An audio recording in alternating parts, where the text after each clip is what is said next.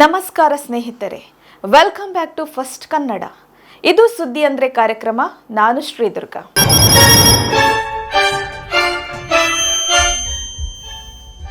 ಗೆಳೆಯರೆ, ಪ್ರತಿದಿನ ನಾವು ಎಷ್ಟೋ ಕ್ರೈಮ್ ಸ್ಟೋರೀಸ್ಗಳನ್ನು ಕೇಳ್ತೀವಿ, ನ್ಯೂಸ್ನಲ್ಲಿ ನೋಡ್ತೀವಿ.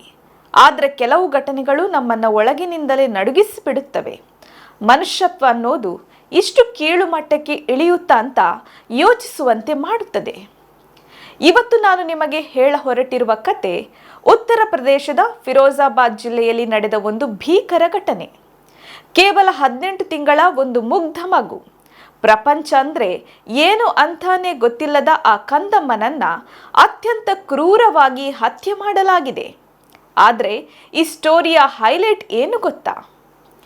ದೇಶದ ಗಮನ ಸೆಳೆದ ಈ ಪ್ರಕರಣದಲ್ಲಿ ಕೇವಲ 40 ದಿನಗಳಲ್ಲಿ ನ್ಯಾಯಾಲಯ ತೀರ್ಪು ನೀಡಿದೆ. ಹೌದು, ನೀವು ಕೇಳಿದ್ದು ನಿಜ. ಕೇವಲ 40 ದಿನಗಳಲ್ಲಿ ಆರೋಪಿಗೆ ಡೆತ್ ಪೆನಲ್ಟಿ ವಿಧಿಸಲಾಗಿದೆ. ಹಾಗಾದ್ರೆ ಆ 40 ದಿನಗಳಲ್ಲಿ ಏನೇನಾಯಿತು? ಪೊಲೀಸರು ಈ ಕೇಸನ್ನು ಹೇಗೆ ಅಷ್ಟು ವೇಗವಾಗಿ ಸಾಲ್ವ್ ಮಾಡಿದ್ರು? ಕೋರ್ಟ್ನಲ್ಲಿ ಯಾವ ಸಾಕ್ಷಿಗಳು ನಿರ್ಣಾಯಕವಾದವು? ಇದೆಲ್ಲವನ್ನ ಈ ವಿಡಿಯೋದಲ್ಲಿ ಇನ್ ಡೆಪ್ತ್ ಆಗಿ ನೋಡೋಣ. ವಿಡಿಯೋವನ್ನ ಕೊನೆಯವರೆಗೂ ನೋಡಿ, ಯಾಕೆಂದ್ರೆ ಈ ಸ್ಟೋರಿ ನಿಜಕ್ಕೂ ನಿಮ್ಮ ಮೈ ಜುಮ್ ಅನಿಸುವಂತೆ ಮಾಡುತ್ತದೆ. ಘಟನೆಯ ಹಿನ್ನೆಲೆ. ಈ ಘಟನೆ ನಡೆದಿರುವುದು ಉತ್ತರ ಪ್ರದೇಶದ ಫಿರೋಜಾಬಾದ್ ಜಿಲ್ಲೆಯ ಶಿಖೋಬಾದ್ ಪಟ್ಟಣದಲ್ಲಿ 2026ರ ಮೇ ತಿಂಗಳು. ಒಂದು ಸಾಮಾನ್ಯ ಕುಟುಂಬದಲ್ಲಿ ಜನಿಸಿದ 18 ತಿಂಗಳ ಪುಟ್ಟ ಮಗು ಆರವ್ ಅಂಬೆಗಾಲಿಡುತ್ತಾ ತೊದಲು ನುಡಿಯುತ್ತಾ ಮನೆಯವರೆಲ್ಲರ ಮುಖದಲ್ಲಿ ನಗು ಮೂಡಿಸುತ್ತಿದ್ದ ಕಂದಮ್ಮ.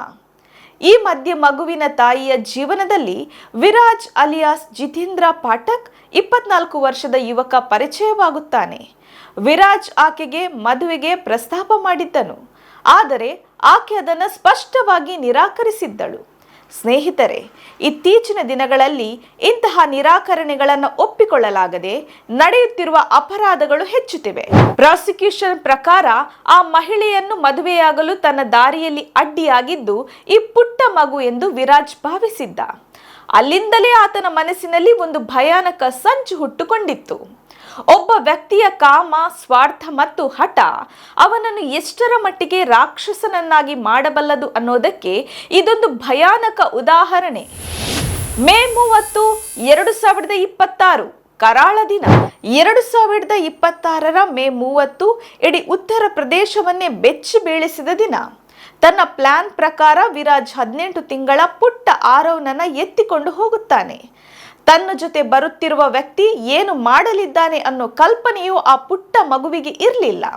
ಬಹುಶಃ ಅವನನ್ನೇ ನೋಡಿ ನಕ್ಕಿರಲೂಬಹುದು. ಆದ್ರೆ ವಿರಾಜ್ ಒಳಗಿದ್ದ ಕ್ರೂರ ಮೃಗ ಆಗಲೇ ಎಚ್ಚರವಾಗಿತ್ತು. ಶಿಖೋಬಾದ್ನ ಒಂದು ರಸ್ತೆಯಲ್ಲಿ ಮಗುವನ್ನ ಎತ್ತಿಕೊಂಡು ಬಂದ ವಿರಾಜ್ ಏಕಾಏಕಿ ಆ ಕಂದಮ್ಮನನ್ನ ರಸ್ತೆಯ ಕಲ್ಲಿಗೆ ಬಲವಾಗಿ ಬಡಿಯುತ್ತಾನೆ. ಆ ಭೀಕರ ದಾಳಿಯಿಂದ ತೀವ್ರ ಗಾಯಗೊಂಡ ಆ 18 ತಿಂಗಳ ಮಗು ಸ್ಥಳದಲ್ಲೇ ಸಾವನ್ನಪ್ಪುತ್ತದೆ. ಈ ಘಟನೆ ಇಡೀ ಪ್ರದೇಶವನ್ನೇ ಬೆಚ್ಚಿ ಬೀಳಿಸಿತು. ಆದರೆ ವಿರಾಜ್ಗೆ ಯಾವುದೇ ಪಶ್ಚಾತ್ತಾಪ ಇರಲಿಲ್ಲ. ಏನೂ ಆಗಿಲ್ಲ ಅನ್ನೋ ರೀತಿಯಲ್ಲಿ ಅಲ್ಲಿಂದ ತಪ್ಪಿಸಿಕೊಳ್ಳಲು ಪ್ರಯತ್ನಿಸುತ್ತಾನೆ. ಆದರೆ ಅವನು ಮಾಡಿದ ದೊಡ್ಡ ತಪ್ಪು ಒಂದಿತ್ತು. ಈ ಸಂಪೂರ್ಣ ಘಟನೆ ಪಕ್ಕದಲ್ಲಿದ್ದ CCTV ಕ್ಯಾಮೆರಾದಲ್ಲಿ ರೆಕಾರ್ಡ್ ಆಗಿತ್ತು. ಅದೇ ಫುಟೇಜ್ ಈ ಕೇಸ್ನ ಒಂದು ದೊಡ್ಡ ಟರ್ನಿಂಗ್ ಪಾಯಿಂಟ್ ಆಯಿತು. ಪೊಲೀಸರ ಸೂಪರ್ ಫಾಸ್ಟ್ ಆಕ್ಷನ್. ಘಟನೆ ನಡೆದ ಕೆಲವೇ ಕ್ಷಣಗಳಲ್ಲಿ ಸ್ಥಳೀಯರು ಪೊಲೀಸರಿಗೆ ಮಾಹಿತಿ ನೀಡುತ್ತಾರೆ. ಫಿರೋಜಾಬಾದ್ ಪೊಲೀಸರು ಸ್ಪಾಟ್ಗೆ ಬಂದು ನೋಡಿದಾಗ ಅವರಿಗೂ ಶಾಕ್. ಇಷ್ಟು ಚಿಕ್ಕ ಮಗುವಿನ ಮೇಲೆ ಇಷ್ಟು ಕ್ರೂರ ದಾಳಿ. ತಕ್ಷಣ ಪೊಲೀಸರು CCTV ಫುಟೇಜ್ ವಶಪಡಿಸಿಕೊಳ್ಳುತ್ತಾರೆ. ಅದರಲ್ಲಿ ವಿರಾಜ್ನ ಮುಖ ಸ್ಪಷ್ಟವಾಗಿ ಸೆರೆಯಾಗಿತ್ತು. ಸ್ನೇಹಿತರೆ, ಇಲ್ಲಿ ಪೊಲೀಸರ ಕಾರ್ಯವೈಖರಿಯನ್ನು ಮೆಚ್ಚಲೇಬೇಕು. ಸಾಮಾನ್ಯವಾಗಿ ಒಂದು ಮರ್ಡರ್ ಕೇಸ್ನಲ್ಲಿ FIR ತನಿಖೆ, ಚಾರ್ಜ್ ಶೀಟ್ ಸಲ್ಲಿಸಲು ತಿಂಗಳುಗಳೇ ಹಿಡಿಯುತ್ತವೆ. ಆದರೆ ಈ ಪ್ರಕರಣದಲ್ಲಿ ಪೊಲೀಸರು ಹಗಲು ರಾತ್ರಿ ಎನ್ನದೆ ಕೆಲಸ ಮಾಡಿದರು. Forensic report, post mortem report, CCTV evidence, eye witness statement ಎಲ್ಲವನ್ನು ಕಲೆ ಹಾಕಿ ಕೇವಲ 6 ದಿನಗಳಲ್ಲಿ ಚಾರ್ಜ್ ಶೀಟ್ ಸಲ್ಲಿಸಿದರು. ಇಷ್ಟು ಕಡಿಮೆ ಅವಧಿಯಲ್ಲಿ ತನಿಖೆ ಪೂರ್ಣಗೊಳಿಸಿರುವುದು ನಿಜಕ್ಕೂ ಗಮನಾರ್ಹ ಬೆಳವಣಿಗೆ. ನ್ಯಾಯಾಲಯದ ವಿಚಾರಣೆ. ಚಾರ್ಜ್ ಶೀಟ್ ಸಲ್ಲಿಕೆಯಾದ ಬಳಿಕ ಕೇಸ್ ಫಿರೋಜಾಬಾದ್ ಜಿಲ್ಲಾ ನ್ಯಾಯಾಲಯಕ್ಕೆ ಹೋಗುತ್ತದೆ. ಪ್ರಕರಣದ ಗಂಭೀರತೆಯನ್ನ ಗಮನಿಸಿದ ನ್ಯಾಯಾಲಯ ವಿಚಾರಣೆಯನ್ನ ವೇಗವಾಗಿ ನಡೆಸುತ್ತದೆ. ಸರ್ಕಾರಿ ವಕೀಲರು ವಿರಾಜ್ ವಿರುದ್ಧ ಬಲವಾದ ಸಾಕ್ಷ್ಯಗಳನ್ನು ಮಂಡಿಸುತ್ತಾರೆ. ಒಟ್ಟು 13 ಸಾಕ್ಷಿಗಳನ್ನು ವಿಚಾರಣೆ ಮಾಡಲಾಗುತ್ತದೆ. ಅದರಲ್ಲೂ ಸಿಸಿಟಿವಿ ಫುಟೇಜ್ ಅತ್ಯಂತ ಪ್ರಮುಖ ಎವಿಡೆನ್ಸ್ ಆಗಿ ಹೊರಹೊಮ್ಮುತ್ತದೆ. ವಿರಾಜ್ ಪರ ವಕೀಲರು ಎಷ್ಟೇ ವಾದ ಮಾಡಿದರೂ ಸಿಸಿಟಿವಿಯಲ್ಲಿದ್ದ ದೃಶ್ಯ ಕೇಸ್ನ ದಿಕ್ಕನ್ನೇ ಬದಲಿಸಿತ್ತು. ವಿಚಾರಣೆ ದಿನದಿಂದ ದಿನಕ್ಕೆ ಮುಂದುವರಿಯುತ್ತಿತ್ತು. ಇಡೀ ರಾಜ್ಯದ ಗಮನ ಈ ಪ್ರಕರಣದ ಮೇಲಿತ್ತು. 18 ತಿಂಗಳ ಮಗುವಿನ ಕೊಲೆಗಾರನಿಗೆ ನ್ಯಾಯಾಲಯ ಯಾವ ಶಿಕ್ಷೆ ನೀಡಲಿದೆ ಎಂಬ ಕುತೂಹಲ ಎಲ್ಲರಲ್ಲೂ ಇತ್ತು. ಐತಿಹಾಸಿಕ ತೀರ್ಪು ಕೊನೆಗೂ ಆ ದಿನ ಬಂದೇ ಬಿಟ್ಟಿತು. ಮೇ 30ರಂದು ನಡೆದ ಘಟನೆಗೆ ಸರಿಯಾಗಿ 40 ದಿನಗಳ ನಂತರ ನ್ಯಾಯಾಲಯ ತನ್ನ ತೀರ್ಪು ಪ್ರಕಟಿಸಿತು. ಕೋರ್ಟ್ ಹಾಲ್ ಜನರಿಂದ ತುಂಬಿತ್ತು. ನ್ಯಾಯಾಲಯ ಈ ಪ್ರಕರಣವನ್ನ ರೇರೆಸ್ಟ್ ಆಫ್ ರೇರ್ ಎಂದು ಪರಿಗಣಿಸಿ ವಿರಾಜ್ಗೆ ಮರಣದಂಡನೆ ವಿಧಿಸಿತು. ತೀರ್ಪು ಪ್ರಕಟವಾಗುತ್ತಿದ್ದಂತೆ ಕೋರ್ಟ್ ಹಾಲ್ನಲ್ಲಿ ಕೆಲ ಕ್ಷಣ ಮೌನ ಆವರಿಸಿತು. ವಿರಾಜ್ ಕೂಡ ಸಂಪೂರ್ಣ ಕಂಗಾಲಾಗಿದ್ದ. ನೋಡಿದ್ರಲ್ಲ ಗೆಳೆಯರೆ, ಇದು ಫಿರೋಜಾಬಾದ್ನ 18 ತಿಂಗಳ ಪುಟ್ಟ ಆರವನ ಕತೆ. ಈ ಘಟನೆ ನಮಗೆ 2 ದೊಡ್ಡ ಪಾಠಗಳನ್ನು ಕಲಿಸುತ್ತದೆ. ಮೊದಲನೆಯದು, ಸ್ವಾರ್ಥ, ಹಠ ಮತ್ತು ವಿಕೃತ ಮನಸ್ಥಿತಿ ಮನುಷ್ಯನನ್ನ ಎಷ್ಟರ ಮಟ್ಟಿಗೆ ಕ್ರೂರಿಯನ್ನಾಗಿ ಮಾಡಬಲ್ಲದು ಅನ್ನೋದನ್ನ.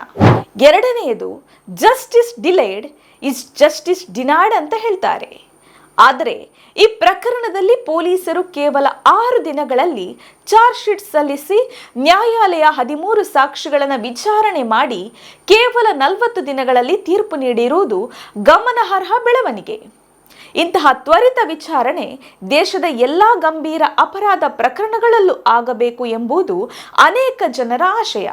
ಅಂದಹಾಗೆ ನ್ಯಾಷನಲ್ ಕ್ರೈಮ್ ರೆಕಾರ್ಡ್ ಬ್ಯೂರೋ ಅಂಕಿಅಂಶಗಳ ಪ್ರಕಾರ ಭಾರತದಲ್ಲಿ ಪ್ರತಿದಿನ ಸರಾಸರಿ 80ರಿಂದ 90 ಅತ್ಯಾಚಾರ ಪ್ರಕರಣಗಳು ದಾಖಲಾಗುತ್ತವೆ. ಇಂತಹ ಪ್ರಕರಣಗಳಲ್ಲೂ ತ್ವರಿತ ವಿಚಾರಣೆ ಮತ್ತು ಕಠಿಣ ಶಿಕ್ಷೆ ಆಗಬೇಕು ಎಂಬುದು ಅನೇಕ ಜನರ ಅಭಿಪ್ರಾಯ. ಇನ್ನೊಂದು ಪ್ರಮುಖ ವಿಷಯ, ಜಿಲ್ಲಾ ನ್ಯಾಯಾಲಯ ವಿರಾಜ್ಗೆ ಮರಣದಂಡನೆ ವಿಧಿಸಿದೆ. ಆದರೆ ಈ ಶಿಕ್ಷೆ ಜಾರಿಗೆ ಬರುವ ಮೊದಲು ಹೈಕೋರ್ಟ್ ಕನ್ಫರ್ಮೇಷನ್ ಮತ್ತು ನಂತರ ಕಾನೂನಿನ ಪ್ರಕಾರ ಮೇಲ್ಮನವಿ ಪ್ರಕ್ರಿಯೆಗಳು ನಡೆಯಲಿವೆ. ಹಾಗಾದರೆ ಈ ಪ್ರಕರಣದ ಬಗ್ಗೆ ನಿಮ್ಮ ಅಭಿಪ್ರಾಯವೇನು? ಇಂತಹ ಫಾಸ್ಟ್ ಟ್ರ್ಯಾಕ್ ಕೋರ್ಟ್ ದೇಶಾದ್ಯಂತ ಇನ್ನಷ್ಟು ಬರಬೇಕಾ? ನಿಮ್ಮ ಅನಿಸಿಕೆಗಳನ್ನು ಕಮೆಂಟ್ ಸೆಕ್ಷನಲ್ಲಿ ತಪ್ಪದೆ ತಿಳಿಸಿ. ಈ ವಿಡಿಯೋ ನಿಮಗೆ ಇನ್ಫಾರ್ಮೇಟಿವ್ ಅನಿಸಿದರೆ ಲೈಕ್ ಮಾಡಿ, ನಿಮ್ಮ ಫ್ರೆಂಡ್ಸ್ ಜೊತೆ ಶೇರ್ ಮಾಡಿ. ಇನ್ನು ಫಸ್ಟ್ ಕನ್ನಡ ಚಾನಲ್ಗೆ ಸಬ್ಸ್ಕ್ರೈಬ್ ಆಗಿಲ್ಲ ಅಂದರೆ ಈಗಲೇ ಸಬ್ಸ್ಕ್ರೈಬ್ ಆಗಿ. ಮತ್ತೊಂದು ಇಂಟ್ರೆಸ್ಟಿಂಗ್ ಸ್ಟೋರಿಯೊಂದಿಗೆ ಮತ್ತೆ ಭೇಟಿಯಾಗ್ತೀನಿ. Take care. ಜೈ ಹಿಂದ್, ಜೈ ಕರ್ನಾಟಕ.